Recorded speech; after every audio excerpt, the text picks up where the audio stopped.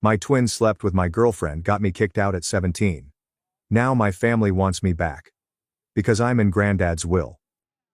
After 8 years of being abandoned, my family has welcomed me, my wife, 27 females, and my daughter, 1 female, to celebrate Christmas.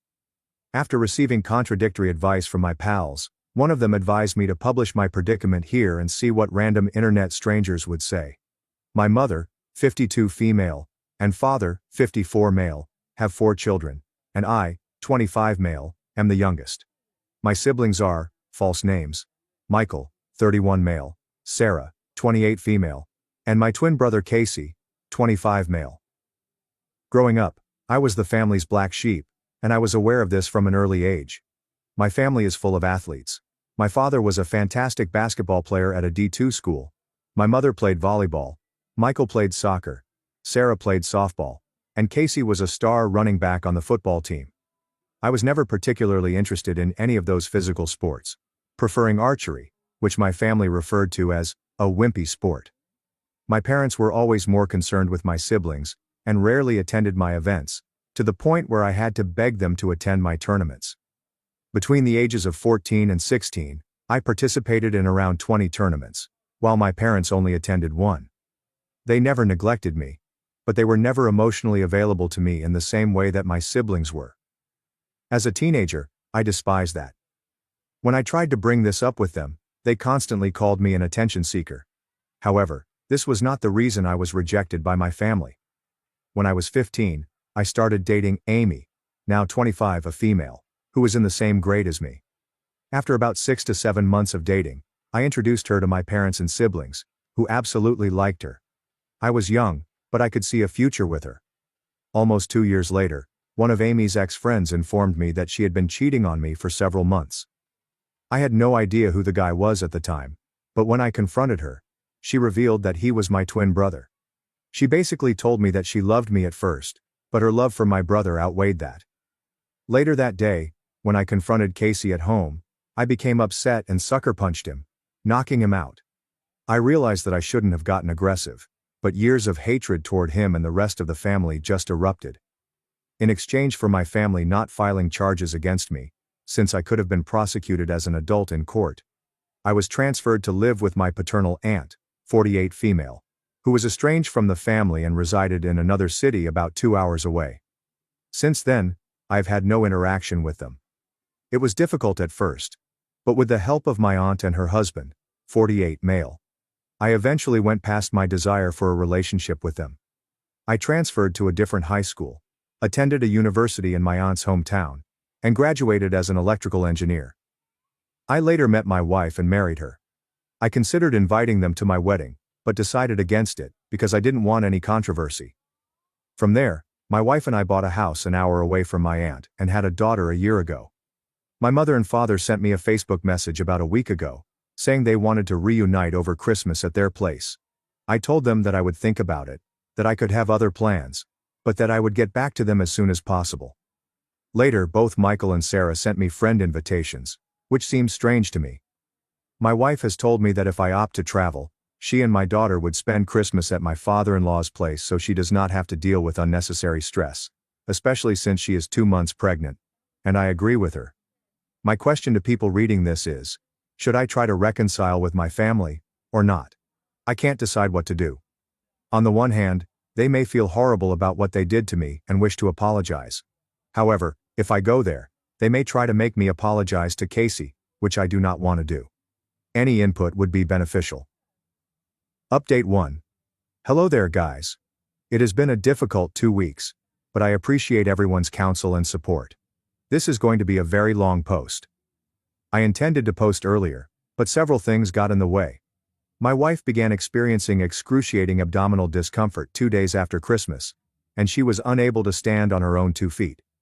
My sister-in-law, 30 female, and I rushed her to the hospital, where we discovered that my wife had had a miscarriage, and that the fetus needed to be removed immediately. The worst part for me was telling my wife what had transpired. Due to problems with the operation, my wife was obliged to stay for 2 extra days. I've been trying to be strong for my wife and daughter, but I'm suffering right now. On to the update. Most of you who replied on the same day I posted advised me not to spend Christmas with them due to the significance of the day. I agreed and planned to spend the remainder of the holidays with my wife. They never had time for me, so why should I make time for them? When I texted them this, I expected them to quarrel with me, but they instead replied they respected my views and couldn't wait to see me after the holidays. I started investigating my family to discover why they had contacted me. Michael is a corporate lawyer with a major company in my hometown. Looking at his Facebook page, he has 2 daughters and married his wife in 2016. Sarah appears to have married a doctor. She was studying to be a nurse 8 years ago, and they now have a son together. I have a friend who lives in my hometown and has parents who are friendly with mine. When I asked her about Sarah, she informed me that she divorced her first husband, whom she had been dating for 8 years, after he committed mail fraud. Casey married Amy right after high school, and they had 2 children. I couldn't figure out what he or his wife do for a living on Facebook, but the fact that they bought a large house last year in the midst of a pandemic suggests they aren't truly hurting. My father appears to be experiencing a midlife crisis, and my mother is very active in the wellness community. I then proceeded to enumerate the possible reasons why they wanted to contact me right now. 1. Money. Unlikely, considering 8 years ago, my parents' combined earnings were greater than mine and my wife's. Given that my siblings are not hurting financially, I believe money is not the issue. 2. Organ donation. This could be the case, but it seems improbable. A Redditor suggested that Casey, being my twin, would be my most likely mate. I believe it is doubtful, however, given he was tagged in a Facebook post skiing just a week before Christmas. 3. Regarding my daughter. They could be contacting me to establish a bond with my daughter, but I'm not certain. My daughter is not my parents' first granddaughter, so I'm not sure why they want to meet her. They most likely found out about my daughter because my wife's Facebook account was public. She has since privatized her account. I immediately contacted my aunt, the estranged one who took me in, and informed her of the situation. She explained why they had reached out to me after all this time. To comprehend the circumstances, you must first understand why my aunt was estranged. My paternal grandparents, 79 male and 76 female, had 4 children. My father was the second oldest, while my aunt was the third. After graduation, my aunt came out to her parents as bisexual and started dating her partner. My grandparents promptly rejected her and refused to contact her. However, roughly 4 years ago, my grandfather started to seek out. About a month ago, my grandfather inquired about me, what I was doing in life, and whether I was married or had children. My aunt chastised my grandfather for wanting to know about me after he defended Casey's actions. That's when the entire thing changed. My grandfather informed my aunt that because I had cheated on Amy with one of her close friends, I deserved to be alienated. My grandfather is a devout religious man who despises cheating.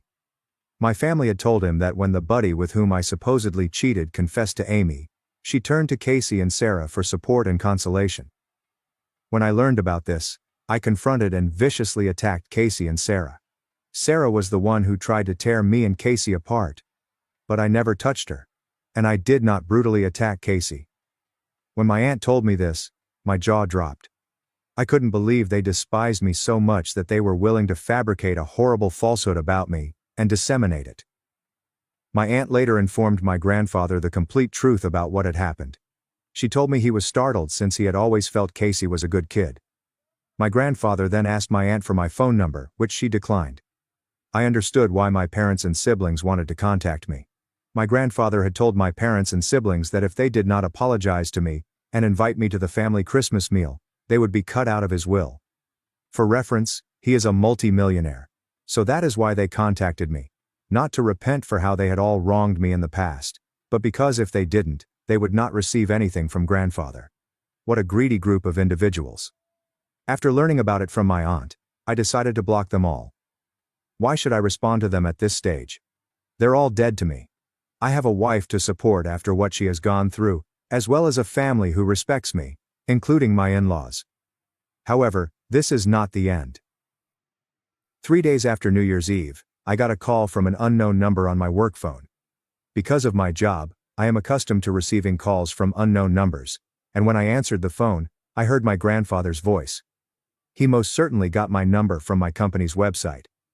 He apologized for not contacting me for the past 8 years. He apologized for being unable to attend significant events like my graduation, wedding, and daughter's birth. I wasn't really close to him previously, so his cutting me off didn't hurt me. Later in the call, he informed me that he was so upset with the rest of my family that he was removing them from his will and adding me to it. I honestly don't know how to feel about it. The money would be helpful, but I don't want him to use it to force a relationship with my kid. We talked for nearly a half hour. The way the call went made me believe that I could develop a good relationship with my grandfather. But then he said something that truly pissed me off. He expressed disappointment that my daughter had not taken the family name. For context, once I married my wife, the question of what last name to use as a pair arose. For legal reasons, I was unable to change my last name to my wife's last name. But we agreed as a couple that all of our future children would have her surname. At this time, I unloaded on my grandfather. I called him a senile old guy and other harsh things, and I told him never to contact me again. The hubris of this man to say that, after everything I've been through, is something I will not tolerate. He will not use the money from the will to dominate me. Even if I receive the money, I plan to donate it to a local charity. However, given his history of making false promises, this is improbable. These last 2 weeks have been really difficult for me, and I am determined to get through them. My wife has made her Facebook account private, and her in-laws have done the same. I have no idea what they do to try to reach me. Hell, they'd probably pay a private investigator to find me. I think they don't know where I live, but you never know. I've considered getting a restraining order, but because there are lawyers in the family, getting one will be difficult. I didn't have much time to answer any of the questions in my previous post. I'll try my best to answer any inquiries during the next day or two, but after that, I'm done with Reddit for a while. Thank you all for your suggestions, and best wishes for the new year. That concludes the first story. Now let us start with the second one. My ex-girlfriend abandoned me and our daughter for another guy 10 years ago, but she's returned, eager to be a family again after contracting COVID, and realizing she has no one left in her life. My narrative began 16 years ago, when I met Lucy. She was an outstanding girl, intelligent, gorgeous, and funny. The best female I ever met. I felt quite fortunate when we began dating, and after a year, we had a baby. I was living the dream, living with my fiancé, raising our young kid, and having a happy family. I adored Lucy, and after several years, we were finally getting married. Our daughter was the most excited about the wedding since she was going to be a flower girl. Everything seemed wonderful until one day, while I was on my way home, a guy approached me and asked to speak with me. At first, I thought he was trying to sell me something, until he said Lucy. He politely invited me to speak in a private setting. He then requested me to pause everything concerning the wedding, and stand aside since he and Lucy desired to be together. I didn't trust him until he started telling me things about her that I couldn't possibly know.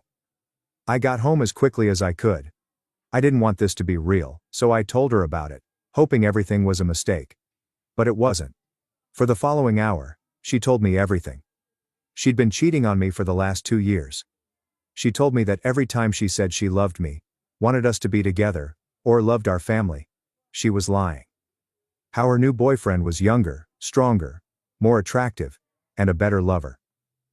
She stated that she did not want to be connected to me. She lost her freedom as a mother and did not want to be married. She wanted her freedom back. The final sting came when she said she was glad I finally knew, and that she could now leave. I cried, begged, humiliated myself, and got down on my knees, pleading for another chance to attempt to repair our relationship. But she did not want it.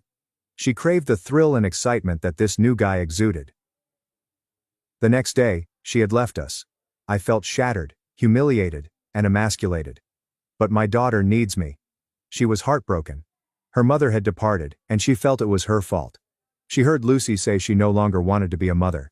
She needed me, and I had to be strong for her. Fortunately, we had help. My family as well as Lucy's family were quite supportive. Her parents were so ashamed of their daughter's behavior that they couldn't approach me without apologizing for everything she did. I will never be able to repay everyone for their assistance. Fast forward 10 years, and after much time and therapy, my daughter and I are happy. She is the light of my life. A stunning 15-year-old lady whom I adore. our wounds have healed, and we enjoy a really pleasant existence. But then she returned. When my daughter and I returned home, Lucy was waiting for us outside our apartment, eager to talk. I recognized her right away, and I'd like to say I did something great, like ignore her, ask her to leave, or be rude to her, but no. I am an idiot. My heart skipped a beat as soon as I saw her. She was still as gorgeous as before, but she appeared even better. Perhaps age made her appear mature and elegant. Maybe the clothing or the makeup. I'm not sure. But I allowed her in. While our daughter gave us some space and went to her room, she told me all she had done since leaving. Basically, she lived with that person for several years. She expressed how much she appreciated it, how much fun she had, and how she thought those were the best years of her life. Until she realized that the joy of her new connection was fading. She eventually started cheating on that person as well. She said she wanted to feel alive and excited. Eventually the relationship ended, and she began dating other men. Every relationship lasted less than the one before it, until she was only having casual hookups. She also mentioned that she sometimes thinks about us, our family. She claimed she was too proud to confess she had made a mistake until last year, when she contracted COVID. It hit her so hard that she thought she'd die and understood how alone she was. How dumb she had been. She committed a mistake so long ago. After all of that, she said that she regretted what she had done and stated, and now she was ready to marry me, and be the family we always meant to be. When she was done, I asked her to leave so I could ponder. She agreed, stating she'd be back the next day. For years, I wished she would return. And now it was occurring. But it didn't feel right. Since then, she has paid us practically daily visits, eager to discuss the best years of our relationship, and how we may reunite as a happy family.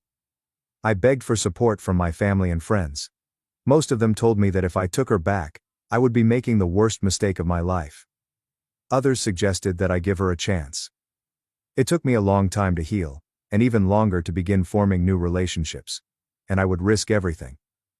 My daughter and I had a long discussion about it one night. I strive to involve her in every aspect of our lives, and this problem is very important to her. Because it is about her mother. Sometimes she shocks me with her wisdom and maturity, as she informed me, "Can you truly love someone who has damaged us so much?" And that's all I needed. I would never forgive myself if I allowed her to injure my daughter again. I stated it to Lucy. If she wants to be around or have a relationship with our daughter, I'm fine with that. But only if she wants it. But I told her we wouldn't be back. Lucy just stated that she would make me fall in love with her again, and that she would not give up. Update 2. I didn't expect so many responses, so thank you to everyone for your feedback and advice. Thank you to those that opened my eyes and helped me recognize that I still have issues with my ex, and am not over her. Overall, I'm grateful to those who warned me about the dangers of reintroducing my daughter into our lives. I recognize my flaws, but I will not allow her to injure my baby again. So, don't worry, I'm not getting back to her. She had insisted on meeting ever since the post. She wanted to talk. I decided to have one last conversation with her and set my boundaries. We met in a public space. The conversation was long and difficult. I wanted her to be honest, so I informed her that if I caught her telling a lie, I would leave. I questioned if she was truly sorry, or if we were her only alternative. Did she truly love us, or were we simply a consolation prize? Did she come back for love, or because she couldn't find another man? She couldn't answer any of the questions. She only said stuff like this. It is not like that. You have to comprehend me. I am not like this anymore. She insisted on giving her another chance, that we could love and be together again. She never addressed our daughter at any point. Only when I brought it out did she begin to mention her. When I tried to settle that we were over, she grabbed my hand and, as some of you warned me she would do, tried to seduce me, pulling down her top, displaying me her cleavage and saying, "We can locate a place, and I'll do whatever you want with you. I will not turn down anything, to pay you." I didn't recognize the woman. She was not the amazing girl I had met. She was not the mother of my daughter. I had no idea who that woman was. But she wasn't my Lucy. I told her to let me go. That we were done. Please leave me and my kid alone. None of us wanted anything to do with her. We had a lovely life without her. She suddenly became enraged, stating I couldn't leave her. That was not my choice. That she had nothing else. That I couldn't take her daughter. I'm still not sure why, but the last statement triggered me. The following are not my exact words, but they are close to what I stated in that moment. Your daughter? Your daughter? You aren't her mother. You merely gave birth to her. You are not her mother. Tell me, where were you while she was sick? Where were you when she ran a fever? When did she feel terrified at night? When did her first tooth fall out? When did she cry at night because she missed her mother? Were you there on her first day of school? When did she get her first period? When did she have her first boyfriend? When her heart broke for the second time, because her mother had already broken it? What dick were you riding when she needed a mother? You have no right to pretend to be her mother, because you have never acted that way. She attempted to respond, but I could see that she was unable to find the words. I left her. Back at home she texted me, asking for another encounter and another chance. She stated that she loves me and is open to change. But I am done. You, everyone, were correct. She doesn't love me or our daughter. She simply loves herself. Having her in my life would be negative, toxic. I don't need that. I do not need her. My daughter and I are returning to therapy soon. Some of you were correct. I need to concentrate on myself, become stronger, and overcome my feelings for her. Because they are not real. Just a memory of who I imagined she was.